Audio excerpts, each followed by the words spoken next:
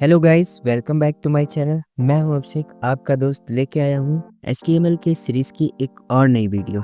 पिछली वीडियो में हमने डिस्कस किया था डॉक्यूमेंट स्ट्रक्चर के बारे में और एक बेसिक सा इसका सिंटैक्स मैंने बताया था। इसमें क्या-क्या चीज़ें होती हैं और उसे कहाँ यूज़ करते हैं। मैंने head part and body part के बारे में आपको बताया था। हेड पार्ट में हमने टाइटल टैग का यूज़ किया था और बॉडी पार्ट में हमने हेडिंग टैग और पैराग्राफ टैग का यूज़ किया था और उसे डिस्प्ले करके दिखाया था ब्राउज़र पर। तो थोड़ी सी एडवांस कुछ चीज़ें हैं जिसके बारे में आज हम डिस्कस करेंगे। तो उसके लिए सबसे पहले मैं अपना फ़ाइल खोल लेता हूँ और ये मैंने खोल रखी है। सॉफ्टिमाइज़ का फ़ोल्डर है जहाँ पर हमने कल एक इंडेक्स नाम की फ़ाइल बनाई थी और नोटपैड पर हमने कोड किया था। लेकिन हम आज एक कोड एडिटर के अंदर अपना कोड करेंगे। मैं यहाँ यूज़ कर रहा हूँ VS कोड। आप अपने हिसाब से कोई भी कोड एडिटर यूज़ कर सकते हैं। सबसे पहले हम अपना कोड एडिटर खोलेंगे। ये हमारा VS कोड ओपन हो गया है डिस्प्ले पर और यहाँ से हम अपने फाइल को सिलेक्ट करेंगे। ओपन फोल्डर में क्लिक करके सॉफ्टिमाइज फोल्डर को क्लिक करेंगे और सेलेक्ट फोल्डर पर क्लिक कर देंगे तो ये हमारी HTML की फ़ाइल को, जो हमने कल बनाई थी index.html की, उसको डिस्प्ले कर देगा VS कोड पर। तो यहाँ पर जो कोड लिखा है हमने, वो कोड हम अभी के लिए हटा देंगे यहाँ से और HTML बॉयलर प्लेट कोड को यूज़ करेंगे जो कि हमें HTML का एक स्ट्रक्चर बनाकर देगा। इसके लिए सबसे पहले हमें एक्सक्लेमेशन मार्क का यूज़ करना होगा। उसको लेंगे और एंटर करेंगे तो ये हमें HTML का एक स्ट्रक्चर बनाकर देगा हमारे पेज पर, जिसे हम बॉयलर प्लेट कोड कहते हैं। तो आप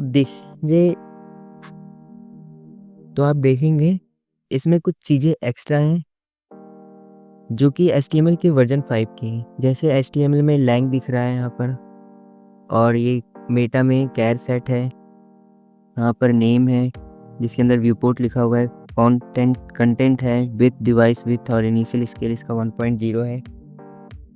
ये सारी चीज़ें हैं और ये सारी जो चीज़ें हैं वो HTML के जो टैग में एक लैंग लिखा हुआ है, ये हमारा एट्रीब्यूट है। आप देखेंगे इस पे लिखा हुआ है। ये एट्रीब्यूट क्या होते हैं आज हम आपको बताएंगे। एट्रीब्यूट से हम एलिमेंट के बिहेवियर को मॉडिफाई करते हैं, जो कि हमेशा हमारे टैग के ओपन टैग में ही लिखा जाता है। कल मैंने बताया था जब हम कोई भी टैग लेते हैं तो उसका एक ओपन टैग होता है और एक क्लोजिंग टैग होता है।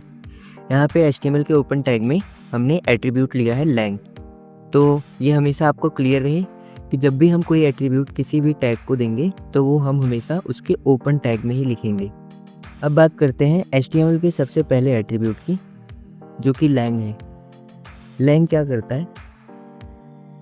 लैंग का यूज़ हम इसलिए करते हैं लैंग्वेज डिफाइन करने के लिए। ये मतलब हम जो भी हेडिंग और पैराग्राफ लिखेंगे वो सभी इंग्लिश में लिखेंगे। EN इंग्लिश का वर्ड है। EN जो वैल्यू है इसकी वो बताती है कि इसमें लैंग्वेज यूज़ हुई है हमारे हेडिंग और पैराग्राफ की, वो इंग्लिश की है, इंग्लिश में ही लिखी जाएगी। इसके अलावा भी इसमें एक और एट्रीब्यूट होता है dir करके, जो कि डायरेक्टरी बताता है और ये ऑटो लेफ़्ट टू राइट ही रहता है। इसका मतलब ये बताना होता है कि कंटेंट जो डिस्प्ले होगा ब्राउज़र पर, उनका फ्लो लेफ़्ट टू राइट होगा। तो चलिए सबसे पहले हम यहाँ पे हेलो वर्ल्ड लिख देते हैं। इसको देखने के लिए कि ये इस पे ब्राउज़र पर कैसे डिस्प्ले होगा, उसे सेव करेंगे। अपने फाइल को मैं इसमें से रन कर दूंगा। तो ये देखिए जो हमारा ये ब्राउज़र है पूरा, उसका ये लेफ़्ट है और ये राइट साइड है। ये लेफ़्ट साइड है और ये राइट साइड है, जहाँ पर जो हमारा ये कैरेक्टर है, जो कंटेंट है, वो लेफ़्ट टू राइट की तरफ डिस्प्ले हो रहा है और ये बाय डिफ़ॉल्ट हमेशा ऐसे ही डिस्प्ले होता है। अब इसको हम राइट टू लेफ़्ट करके देखेंगे, राइट टू लेफ़्ट, और इसे सेव करेंगे, इसे रन करेंगे। तो आप देख सकते हैं इसने हमारे कैरेक्टर को, जो हमने कंटेंट लिख रखे हैं, उसको हमारे राइट टू लेफ़्ट की तरफ डिस्प्ले कर दिया है। बाय डिफ़ॉल्ट ये लेफ़्ट टू राइट ही रहता है और हम भी अभी के लिए इसे वही कर देंगे, लेफ़्ट टू राइट। सेव करके रन करेंगे तो ये लेफ़्ट टू राइट की तरफ डिस्प्ले हो गया। अब हम नेक्स्ट आ जाते हैं। नेक्स्ट टैग मेटा टैग है, जो कि अभी नया है आपके लिए। इसके अंदर एक एट्रीब्यूट है कैर सेट। कैर सेट है जिसकी वैल्यू UTF-8 है, जो कि हमारे कैरेक्टर सेट को बताने के लिए होता है कि जो हम जितने भी जो अल्फ़ाबेट्स ले रहे हैं, कैरेक्टर्स ले रहे हैं, सिंबल्स ले रहे हैं, न्यूमेरिक ले रहे हैं, उन सबको ये अलाउ करता है, डिफ़ाइन करता है हमारे ब्राउज़र पर कि मतलब इतने हमने अल्फ़ाबेट्स लिए हैं, वो कौन-कौन से हैं। ए स्मॉल ए से जेड तक हमारे सारे अल्फ़ाबेट को अलाउ करता है, डिफ़ाइन करता है। फिर कैपिटल ए से कैपिटल जेड तक के सारे अल्फ़ाबेट्स को डिफ़ाइन करता है। जो हमारी न्यूमेरिक वैल्यू होती है 0 से 9, उन सबको भी अलाउ करता है। कुछ हमारे स्पेशल कैरेक्टर्स होते हैं, उन सभी को ये अलाउ कर देता है। जो आने वाले वीडियोज़ में हम शायद इनमें से कुछ का यूज़ भी करेंगे, और बहुत सारे हमने इसमें यूज़ भी कर रखे हैं, जैसे कि ये रहा एक्सक्लेमेशन मार्क है, डबल इन्वर्टेड कामा है, इक्वल टू है, और ये ग्रेटर देन लेस देन का जो हम सिंबल है यूज़ कर रहे हैं। इन सभी को जो है कैर सेट के अंदर अलाउ डिफ़ाइन करने के लिए करते हैं। और भी इसके अलावा भी आप अगर पढ़ेंगे तो CESU-8, UTF-7, DOCU-1, SU, SCSU, ये सारे जो है अलग-अलग इसकी वैल्यूज़ है, जो कि अलग-अलग सिंबल्स को यूज़ करने के लिए होती हैं। अभी के लिए बाय डिफ़ॉल्ट हमारा UTF-8 है और इसी से हमारा सारा काम हो जाएगा, तो हम इसे ही लेंगे। नेक्स्ट है हमारा मेटा में नेम, जिसकी नेम एट्रीब्यूट है, जिसकी वैल्यू है व्यू पोर्ट।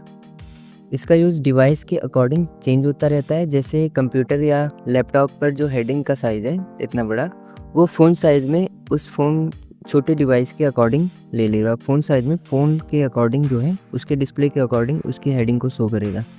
नेक्स्ट एट्रीब्यूट हमारा जो है वो कंटेंट है, जिसकी वैल्यू जो है विथ डिवाइस विथ है, जो कि स्क्रीन की विड्थ को डिवाइस के अकॉर्डिंग सेट करता है।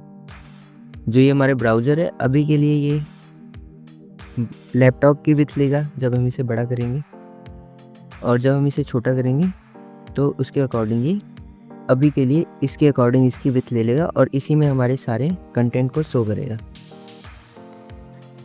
तो डिवाइस विड्थ को हमने जान लिया। और इनिशियल स्केल 10, नेक्स्ट वैल्यू हमारी क्या है, इनिशियल स्केल 1.0, जो कि ये बताता है ब्राउज़र के फर्स्ट लोड पर हमारी वेबसाइट का इनिशियल जूम लेवल क्या होना चाहिए। तो अभी के लिए 1.0 है, तो ये 1.0 दिखाएगा। जब भी हम फर्स्ट टाइम रीलोड करेंगे तो इसका जूम लेवल कितना होना चाहिए, ये बताने के लिए हम इसका यूज़ करते हैं। तो इसके बारे में बताने का मतलब आपको ये समझाना था कि जब आप किसी कोड एडिटर पर कोड करें स्टार्ट और बॉयलर प्लेट यूज़ करें, तो ये टैग्स और उनके एट्रीब्यूट्स देखकर आप पजल ना हो जाएं कि क्या-क्या चीज़ें हैं और क्यों हैं। तो इसलिए मैंने आज इन सब चीज़ों के बारे में वीडियो बनाया। आज हम लोगों ने बॉयलर प्लेट कोड कैसे यूज़ करते हैं, और उसमें हमने मेटा टैग के बारे में पढ़ा और एट्रीब्यूट्स के बारे में पढ़ा। तो आज के लिए बस इतना ही दोस्तों। So see you in the next video. Don't forget to subscribe, like and share with your friends. Bye, take care.